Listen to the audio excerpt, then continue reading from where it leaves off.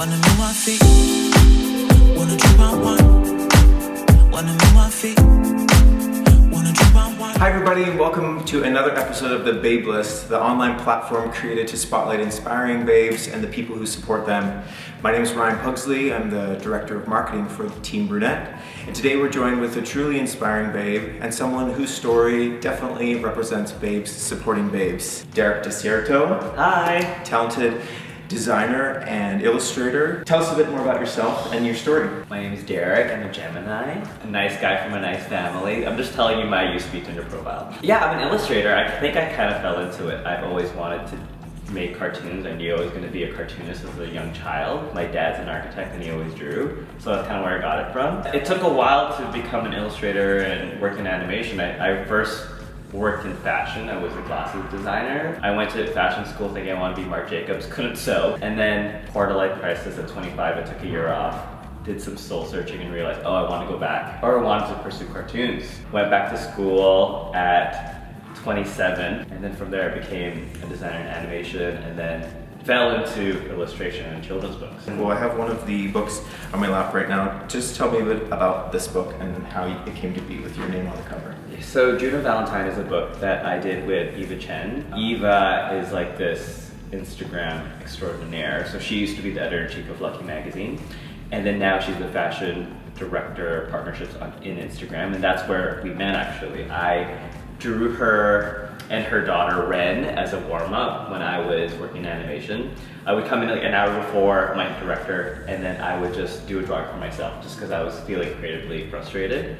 And so I did it of hers, I posted it, and then she liked it, and then we kind of just stayed in contact for a few months, and then one day she asked me if I would consider doing her children's book. How did that DM feel? Kind of shocking. I am such a fan of hers, and so it's taken a while for me to kind of acclimatized to like, oh, so we talk like regularly now. And we've worked together. It has been an amazing partnership. She feels a lot like a sister slash mentor. She really cultivates the people she works with. That's like the epitomizes babes supporting babes. I think that's such a cool thing. What does that phrase, babes supporting babes, what does that mean to you? It took Eva to actualize herself to be where she is right now, to help others like yourself actualize yourself. And so I actually think, you know, it's kind of like, you pay it forward, and I've been lucky enough to be on the receiving end of that, and I hope to now, as my career continues, that I can be the same for others too. That's awesome. I've heard before the word babe has sort of a special meaning in your mind. Tell me what comes to mind when you think of the word babe. When thinking about that question, I thought about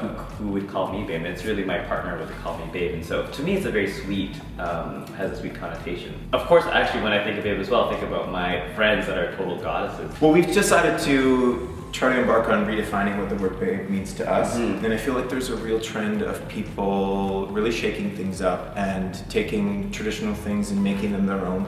Is there anything in your life that you're trying to redefine the Derek way? I think as I get older and have come into more of my career and hit certain career milestones, I've started to think about what success and happiness looks like to me now. You know, I'm very lucky to have accomplished certain things that I never even imagined I could. An example of having my own children's book is one. Having that even become a New York Times bestseller, I never even thought that would happen. Casual.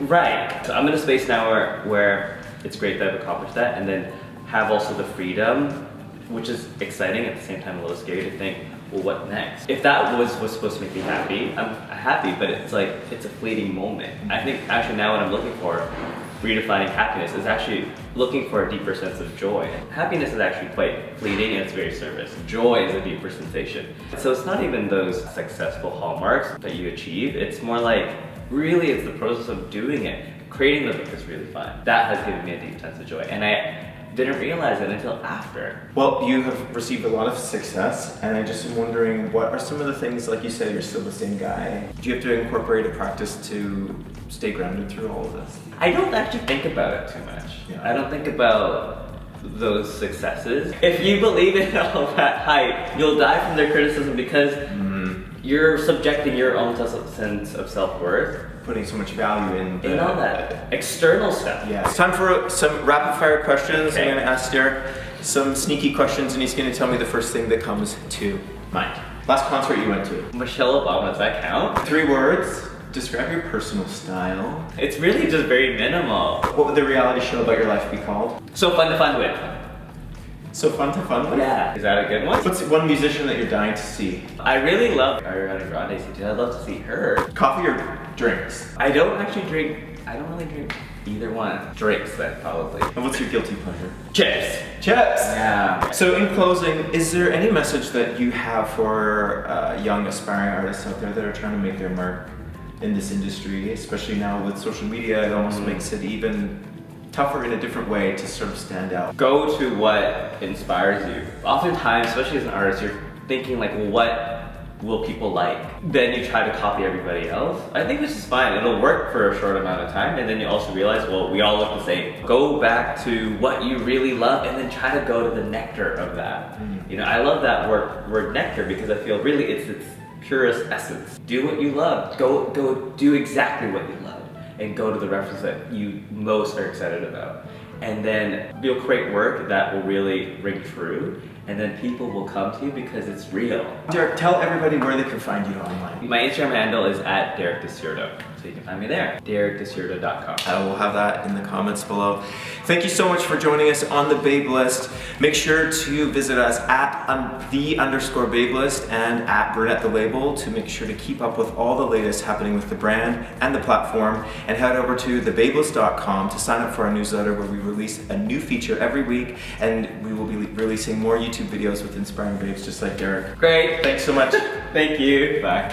Who I'd rather see in general? It's Oprah. I don't care about any celebrity. I just want to see Oprah. The only person that matters in my life. Is that a spoiler alert? No. She is subscribed to the Babe List on YouTube. No way. No. Oh my god. I'm so excited. You're like great on camera. You're so interesting. Yeah, you need a show. Really? Yeah. My podcast.